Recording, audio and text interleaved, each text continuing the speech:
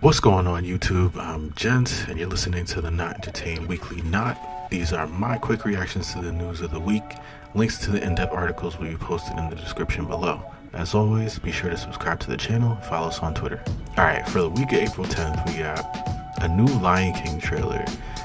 I think this looks a lot more promising than the Aladdin reboot, so I'm looking forward to it. The soundtrack should be good. Sony PlayStation announces that players can finally change their PSN IDs. This has been a long time coming. I'm glad they finally introduced it. Unfortunately for me, I wanted to change my name, but I won't be able to because the name I wanted is gone, so is life. But if you're interested in doing it, I believe the first change is free, and then every change after your first is like about $10. But the good thing is that any name that you change to can later be rolled back to at no price. So you always own those IDs, and you can switch back and forth between them whenever you want to for free. So that's dope. Next up, I got Disney announcing their 2 new live action Marvel series on their streaming platform DC+. One is going to be centered around Loki featuring Tom Middleton, and then the second one will be a special limited series about Kate Bishop and also Hawkeye. I think a lot of people were worried when all the cancellations happened on Netflix with all of Disney and Marvel's properties, but I think now that they're starting to announce all these live action series that they're going to be bringing to and premiering on Disney Plus, I think this should ease folks a little bit. I think it's dope that they brought back Jeremy Renner to play Hawkeye for that series, and then Tom Middleton for Loki. So this is all good stuff. Everybody should be pretty much excited about this. All right, next up I have some new announcements for spring anime lineups for all you anime fans out there. We finally got release dates for One Punch Man season 2, also Attack on Titan season 3, I believe, as well as some other titles. So I'll post a link to Kotaku's article below listing all the new series coming to us this spring.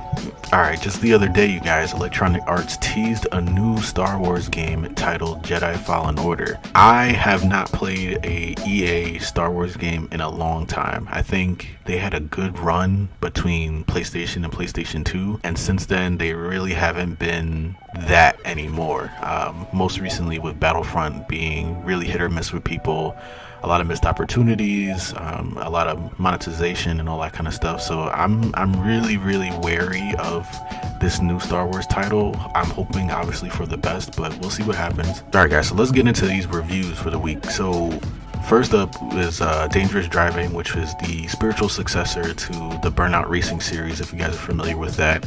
I purchased it myself. It's definitely rough around the edges, but for a team of 7 developers to put something like this together to kind of give us the feel of something that no longer exists or is as popular as it used to be, I think it's a really outstanding achievement for them. The core gameplay of Burnout is there, so it'll be interesting to see what changes and patches they make to the game. They still haven't added the online component yet, but that's to be coming first, that their DLC and patches coming soon. So I think the reviews were pretty fair. They're about 6s and 7s on average, but I think once time passes a little bit more, those scores might change, so we'll see. But good things so far, I can't complain. Now let's get into this next one. Hellboy is not what we thought it was going to be, apparently. The reviews are pretty bad. Last I checked on Metacritic, it was holding around about a 33. It might still be there now, or worse, but this is really unfortunate. From what I've heard, the casting was done well, but the comments that I saw was that, it was just graphic and violent for no reason. The story didn't make sense. A lot of missed opportunities, bad CGI, and things of that nature.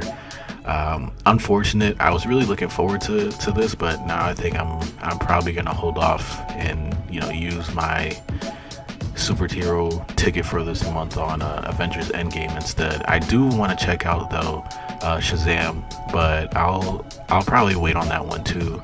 because I've heard good things, but I'll probably just save my money for Avengers Endgame.